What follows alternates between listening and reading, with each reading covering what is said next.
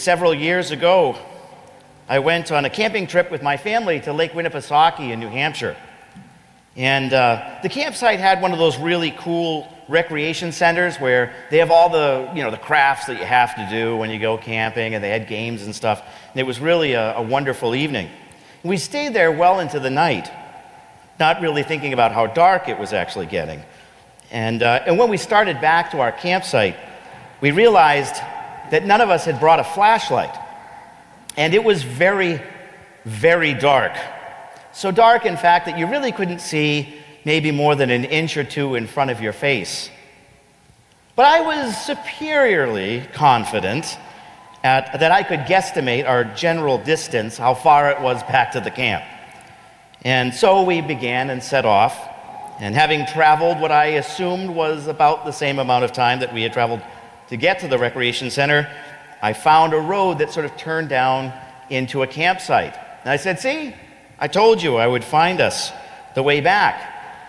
Now, there was some among us who disagreed, who will remain nameless. And I said, "Listen, I will prove it to you. You guys stay up here on the main road, and I'll go down, and I'll confirm that, in fact, this is what I already knew to be true, which was that it was our campsite." And so I went down into the campsite, and just as I expected, everything was there. Our tents, the van was there, everything that we needed. And so, a little triumphantly, I called back to my family, and I said, "Come on down, I told you this is the right place." And they began to come down the hill, and they stopped. And I didn't really hear what they said, but they turned around and went back up to the main road. And so I sort of hastened after them, and I said, "Where are you guys going?" And out of the dark, a voice said to me, "Mom says we don't own an Escalade."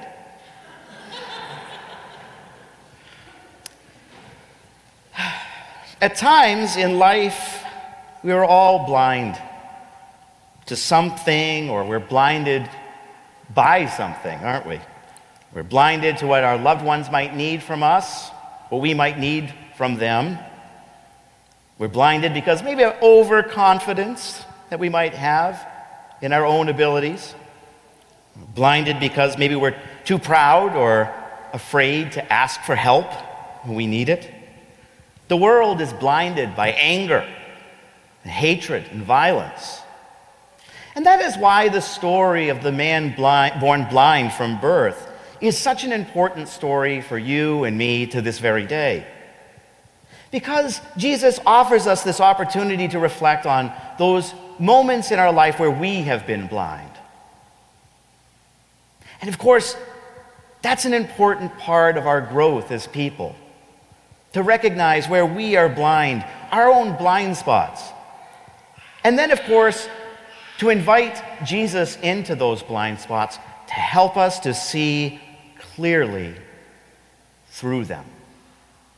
Now, in the Gospel of John, we have this story, and the story very specifically says that this man was born blind.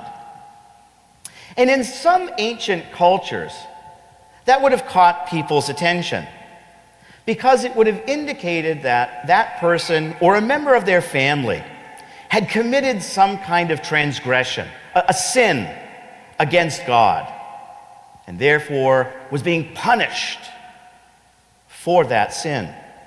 And this is why the disciples asked Jesus, "Rabbi, who has sinned, this man or his parents, that he was born blind?"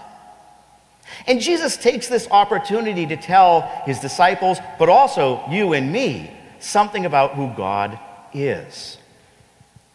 That God is not the author of punishment, of pain, of suffering, but that God is the light of the world to help us see clearly.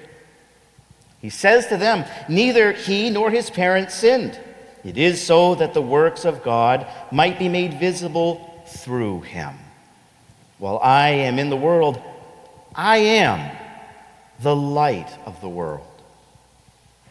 And of course, we invite Jesus into our own lives so that we might see through our difficult times. And then as the story goes on, Jesus heals the blind man and sends him to wash in the pool of Siloam. And he's able to see. And it's an amazing miracle in his life, and it creates an amazing stir in the community. And this is what I find fascinating about this part of our scriptures, is that when you look at the Bible and the whole of the Hebrew Testament, which sometimes we call the Old Testament, and into the Christian Testament, we never see a person of God, a prophet or a leader of the community, able to heal a person who was born blind.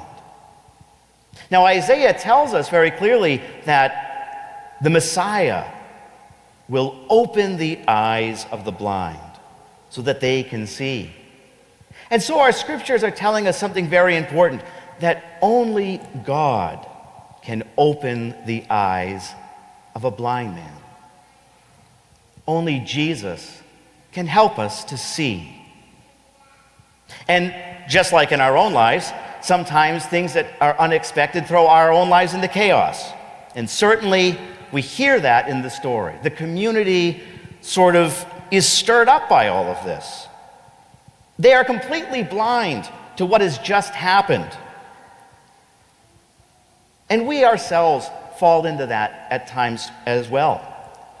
And when we fall into that, we sometimes take the same stand as the Pharisees. We start to look for some explanation. And of course, they accuse Jesus of being a sinner because he healed on the Sabbath. They refuse to believe what is right before them, what they have experienced. And they are going through a type of self-imposed blindness, a spiritual type of blindness. That's something that we can relate to. They question him. They question his parents. They bring him back again. They question each other. We get a sense that they're looking for some other explanation than that this is the Messiah. And that's why the blind man, who ironically is the only one in the community now who can clearly see, is perhaps so frustrated with them.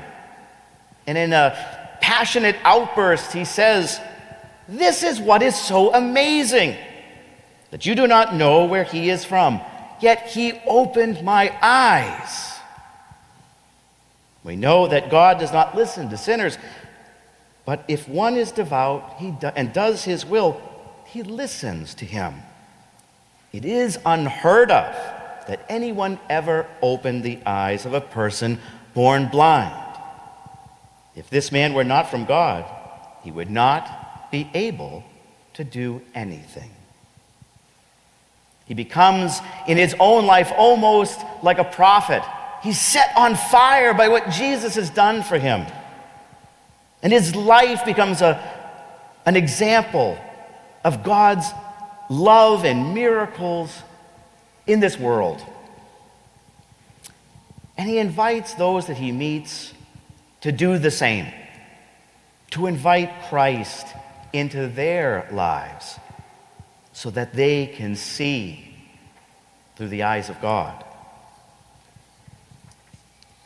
I think at times we all can identify with the blind man who says, "I was blind, but now I see." In the Bible, there are three sources of blindness: the way we think, the way we feel, and what we desire. And all three of those reside in our hearts. And so the challenge of our scriptures is simply this: to take a look at how we think, how we feel, and what we desire, and to ask Jesus to help us to see clearly through our blindness. And that is something that Christ wishes to do for us.